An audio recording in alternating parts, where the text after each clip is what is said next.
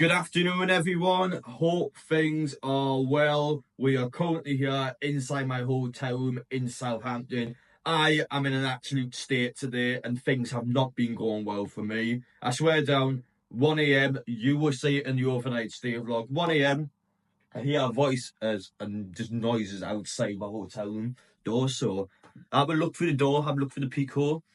And I swear down, there's people scrapping outside my door. I don't know what on earth is going on, but there's a guy literally getting pinned down, like just there.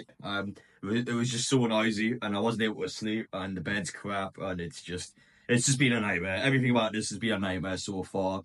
And speaking of nightmares, you will know by now in this transfer window saga of Newcastle, things aren't looking good. But we'll address that in this video. First off, from me to you guys, if you're new around here, make sure I get down there, hit that subscribe button, don't miss any upcoming content, smash the like button if you enjoyed yourselves as well. First question of the day, I'm going to ask you guys now. Newcastle United's new training ground, we'll talk about it in just one because it is huge. But has the announcement of Newcastle United's brand new training ground been a smokescreen to perhaps take the attention away from this window? Do you feel like journalists have been taught this now during the window and the timing of these articles? Do you feel like this huge announcement is to take away from the transfer window? I actually think it is, and we'll have a chat about that in a bit. But speaking of the new training ground, I mean, just look how good it actually is now. It's been described by journalists to have a budget of £200 million. So we are talking the best in the world in terms of a new training ground. Of course, it's still ages away. It will not start. The actual building and development of the training ground won't start for yet another 18 months, which again, I feel like it's weird because why has this information came out now when we are still years away from even starting to build the thing?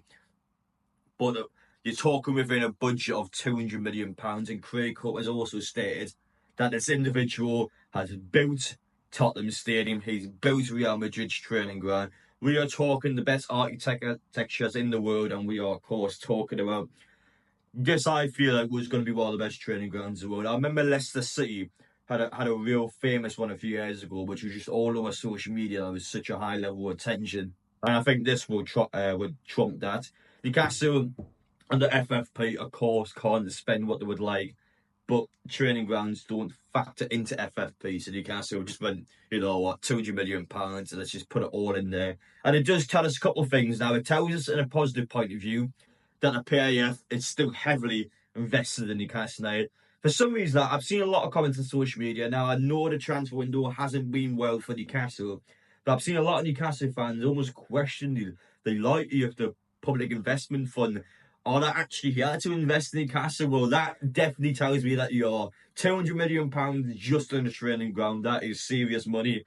Yes, to answer any doubtful questions like that, 100%, they are here to do that. Now, Luke Edwards put out a pretty argue a bit of a weird article yesterday, actually, because he goes into detail about how Amanda Murder left Newcastle, but again, the time of the article feels a bit weird at this stage during the transfer window.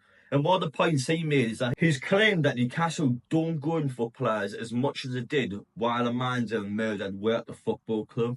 I don't know if I necessarily agree with that, because again, it wasn't just those two that left. Obviously, Dan Ashworth going out was big because we then went for Paul Mitchell, who, of course, came in after those two left.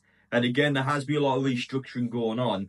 And not to mention, in Amanda Murder's last window, we didn't buy anyone anyway. So it's not like it's only just happened after they left. We had a full window before they left, when again, Newcastle just weren't active at all during that January window.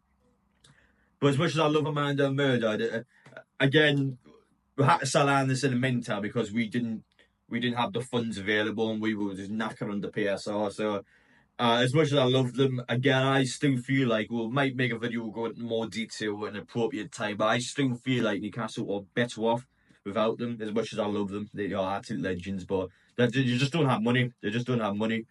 But yeah, speaking of that transfer window, I feel like now is the appropriate time. Of course, Khusanov, who has just signed for Manchester City, their new, I wouldn't even say new centre half, really, because are they going to play Khusanov?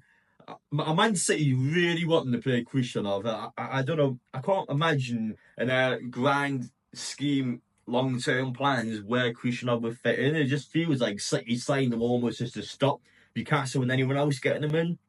And that was the interesting one because Eddie Howe has confirmed in the press conference this morning that it's true from Khrushchev's agent that Newcastle United actually nearly signed this player, which tells us a couple of things.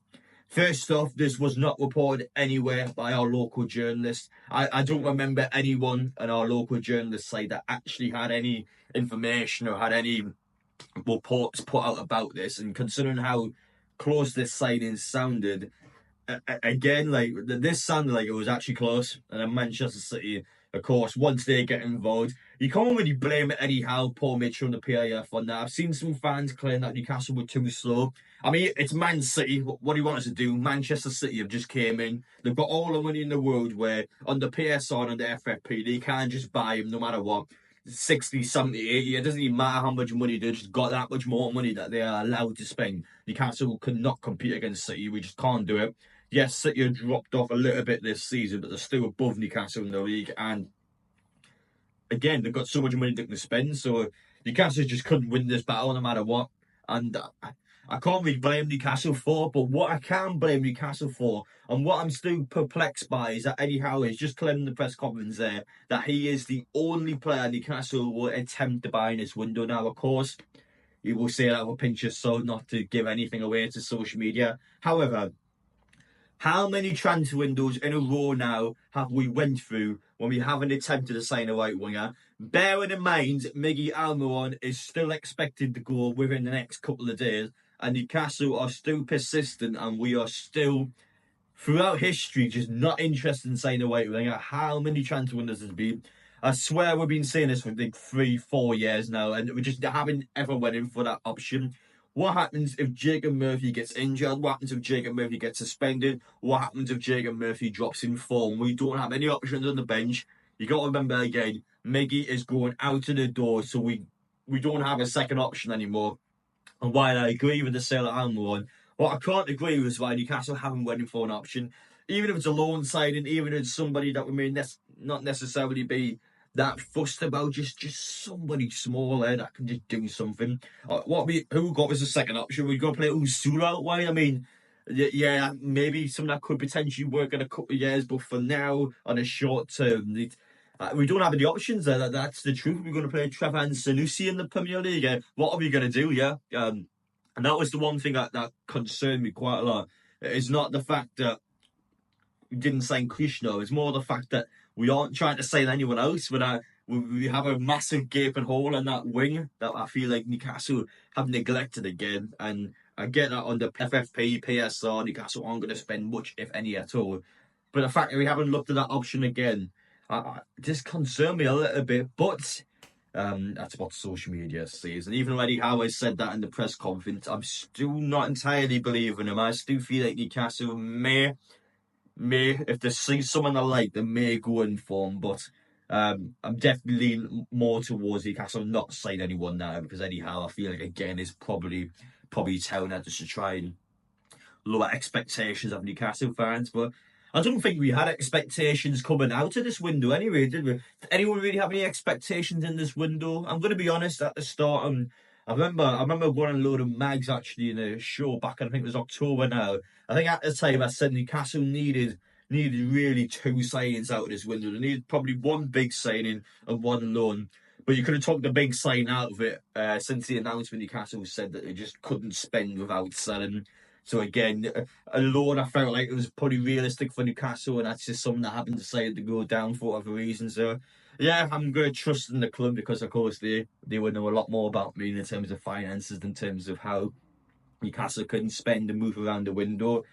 Focus now has to go on tomorrow. Again, I'm here in Southampton now. I've got plenty of things I want to do during the day, and you guys are going to see it all in the overnight stay vlog. I'm going to see it all in the vlog tomorrow. So let's get the job done against Southampton. 1-2-18 is their record this season. That is potentially the worst in Premier League history. Can they beat the 11-point derby? I think they're on. I think they're seriously on. So let's see if they can do it. Newcastle just need to get a win tomorrow. I don't care how we do it. Go out there and let's hopefully score a lot of goals and just put Southampton to bed and just to hopefully just destroy them, just get rid of them. But let's do our job. Let's focus on that. And of course, after the match, we could go back to this again. £200 million on a state-of-the-art training ground, and no more signings according to Eddie Howe. So big news there, big news, and we've got even more bigger news to talk about over the next few days. So again, bear with me because it's quite a busy few days coming up. Appreciate you watching though. Take care, and we will see you all in the next one.